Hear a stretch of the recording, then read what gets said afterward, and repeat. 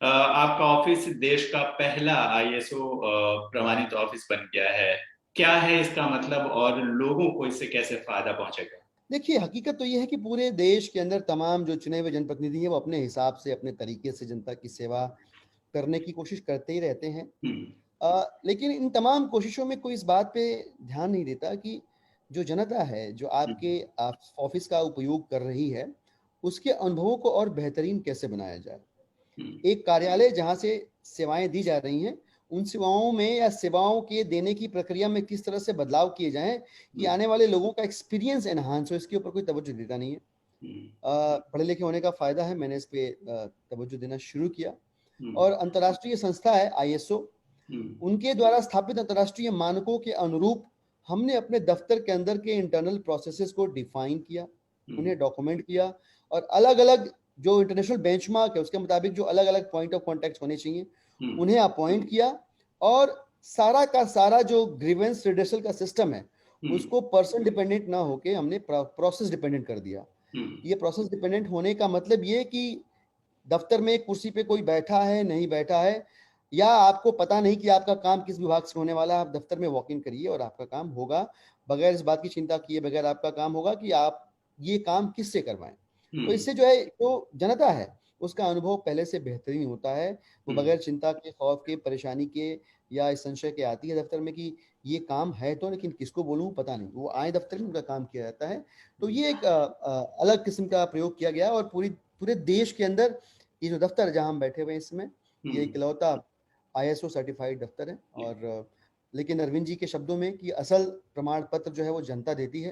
तो मैं उम्मीद करता हूँ कि यहाँ जो सेवाएँ इस दफ्तर के माध्यम से दी जा रही हैं और जनता का दिल जीतने में भी कामयाब होंगी हम्म। और जनता का जो प्रमाण पत्र है वो भी इस दफ्तर को यहाँ काम करने वाले सभी लोगों को हासिल होगा। जी। दिलीप जी, आप एक लेखक भी हैं और निशानेबाज भी हैं।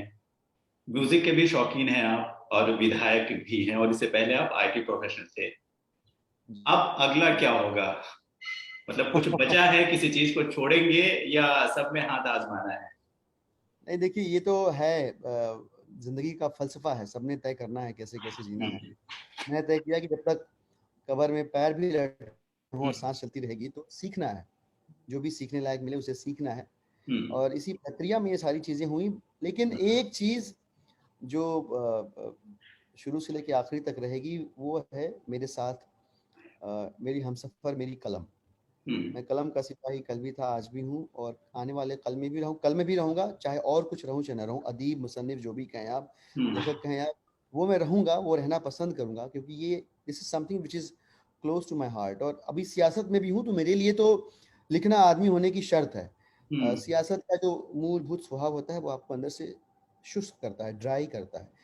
लेकिन लिखना या अपने अनुभवों को दर्ज करना, अभिव्यक्त करने हम्म। का प्रयास करते रहना, ये आपको आदमियत के बहुत करीब रखता है। तो रात में जब सोऊँ मैं, तो आदमी बन के सोऊँ, ये मेरे कलम के होने से सुनिश्चित होता है और ये काम जारी रहेगा। बाकी बहुत सारी चीज़ें सीखने को ब पड़ी हुई हैं अभी दुनिया में, तो सीखते भी रहेंगे और आगे बढ़ते रहेंगे, सेवा भी करते रहेंगे। जी बिल्कुल।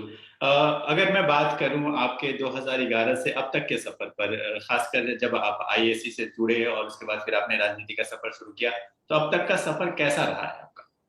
बहुत संक्षेप में अगर इस पे बात करें तो जब मैं कॉर्पोरेट लाइफ में था, नौकरी करता था, बहुत एक गरीब किसान परिवार का बच्चा जितना कमा सकता है, उसका 5 गुना 10 गुना कमाता था। हम्म। सुख बहुत ज़्यादा था, बहुत सुख था। हम्म। लग्ज़री ऑफ लाइफ़ जो कहते हैं ना, वो ज़बरदस्त था।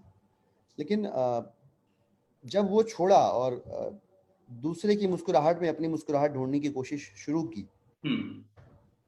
तो ये जो यात्रा रही है पिछले 10 साल की, ये वही यात्रा रही है। कि कैसे अपने हँसने की, मुस्कुराने की वजह किसी और की मुस्कुराहट में खोज ली जाए, ये उसी यात्रा का नाम रहा ये 10 साल की सामाजिक राजनीतिक जो यात्रा है। हम्म। और अंतर ये आया है कि पहले सुख था पर अब रात को नींद अच्छी आती है। 2 हम्म। घंटा भी सोएँ, 4 घंटा भी सोएँ।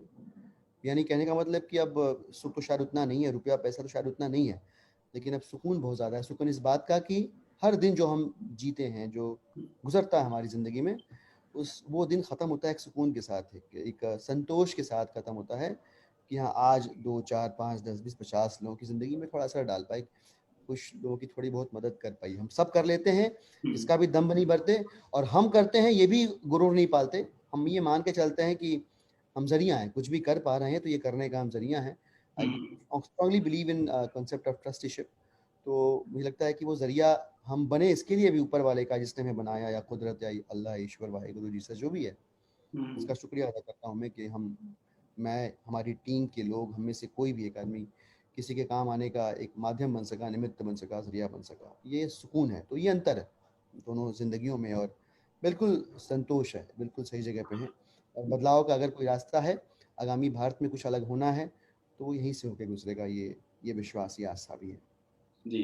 दिलीप पांडे जी, बहुत बहुत शुक्रिया आपका हमसे बातचीत करने के लिए। हम आपसे फिर कभी जुड़ेंगे, किसी और मुद्दे पर बातचीत करेंगे। बेहद शुक्रिया आपका। Thank you. बहुत बहुत